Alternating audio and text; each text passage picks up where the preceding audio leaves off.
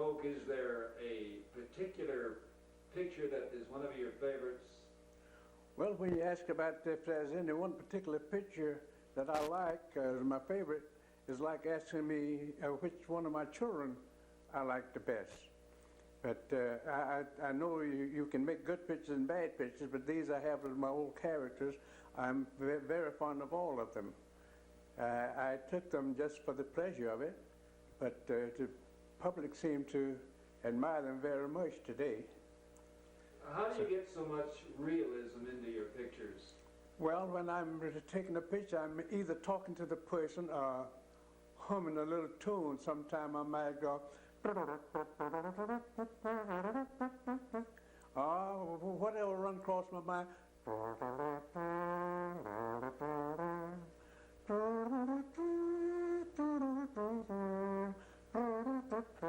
And the people seem to be interested and want to know how I do that. And if I'm taking a picture of a child, why, when he leaves the studio, why he either when he gets off the bench that he's sitting on, he starts that trying to do what I did. See? Well, if I had to go through that book and point out one picture which you would consider is or was your favorite, which one would it be? Well, my favorite has changed. I used to like the old man with the beard, but then I got a picture that I called The Boss, and most people like that better. I get more compliments on that than I do in that and George Moore. George Moore is the old man with the hat on, and then he has one with a can and holding a hat in his hand. Now those two pictures, the public seem to like those better. But then on the other hand, you turn back to some individuals, and they will they're like that.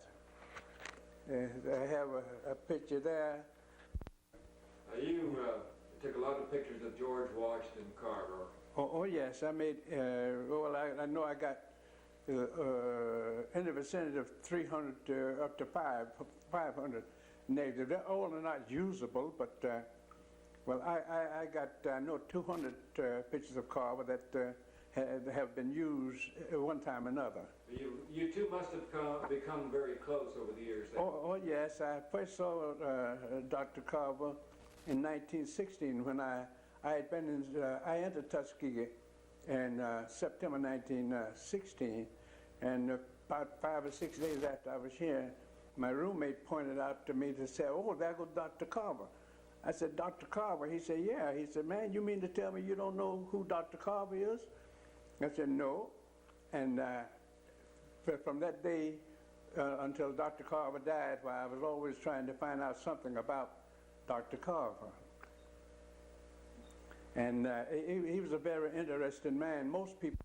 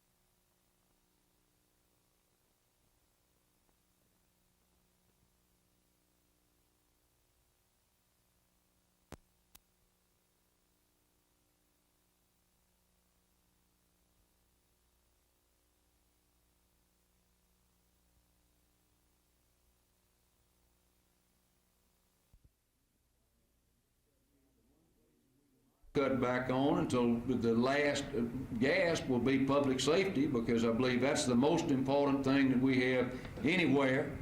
That we will divide our programs into must-haves and like-to-haves. We will fund the must-haves first, and then we'll do the best we can with the like-to-haves. But those are the only two choices when you see revenues start to taper off a bit, or not grow at the increasing rate that they have been. We have another question, Dan.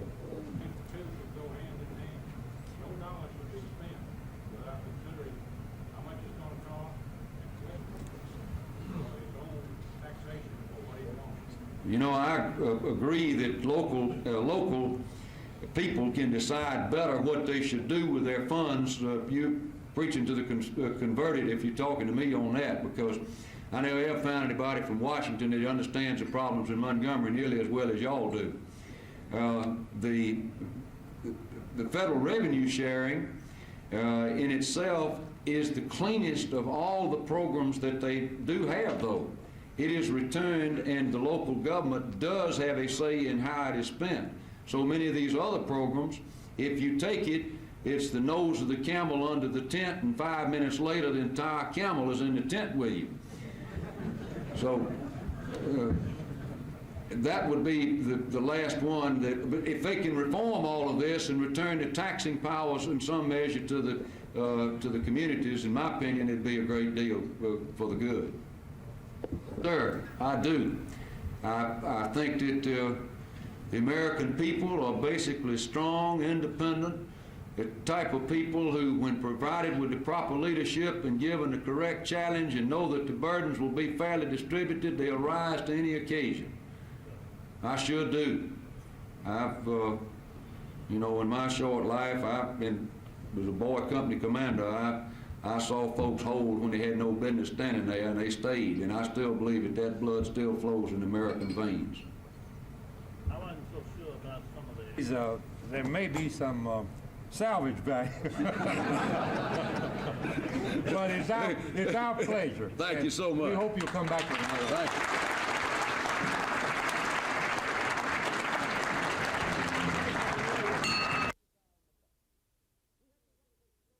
School or university we so desire. But we must understand these are no more social issues now than they were then. These are economic issues, because it takes money to do all of these things. And the majority community recognized this before we did. And they allowed us to concentrate on that phase of the economic strata so that his bottom line would show the greatest gain. We need to have stronger forces in the hierarchy of the Republican as well as the Democratic Party, by design, not by accident. Our master plan should stress the development of more professionals to sit on boards of directors of the major firms of the United States in order to be makers of decisions and policies. Again, our master plan should tell our self-appointed leaders to stop fighting among themselves for pseudo-power that has no real meaning other than to impede the progress of black America. Yes, it is because we're right to disagree. It's a right to disagree on the issue for clarification, not malice. Because real power means that one is within the inner sanctum of ultimate policy formulation, which is influenced by those who are producers, wealth owners, and capital generators.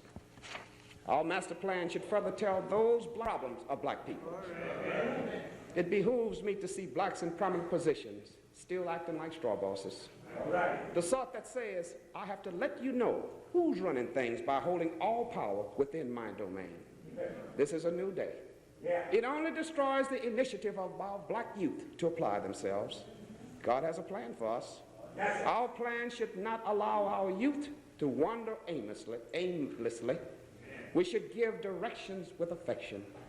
We hear so often from our young people, what good will it do for me to be a professional when the present so-called black leaders will not allow me to have input, produce, or function in our system? While chairing a session on managing the challenging 80s in Richmond, Virginia, at Virginia Commonwealth this summer, an old dean stated, per se, progress in the 80s will greatly improve because in the past, the problem has been, in most cases, professionals could not produce fully because they were being managed by amateurs. Their style, in order to survive, have been management by fear or crisis, not participation or objectives, which allow all of us to share in the gains as well as the pains. Our master plan must include, as pointed out by the late Wickner Young, that our black leaders must reorganize to overcome deteriorating conditions. They must tell the nation that an immediate, dramatic, and tangible crash program must be undertaken to close the intolerable economic, political, social, and educational gap, which separates the vast majority of black America from other citizens. Unless this is done, the results could be another Miami. It may already be in the making, and the struggle will continue, and perhaps with tragic consequences. Black citizens must prepare to assume the increased responsibilities that they will have in the 80s in a more competitive society. The master plan must state that devising an economic policy strategy to cope with all of these problems is a task of highest priority. The decisions made in the 80s will have a profound impact on the long-term prospects for the black economy. First, both the black community and our political leaders must clearly grasp the long-term nature of the nation's economic problems, as well as the problems of the black economy, and take prompt and determined action to deal with them.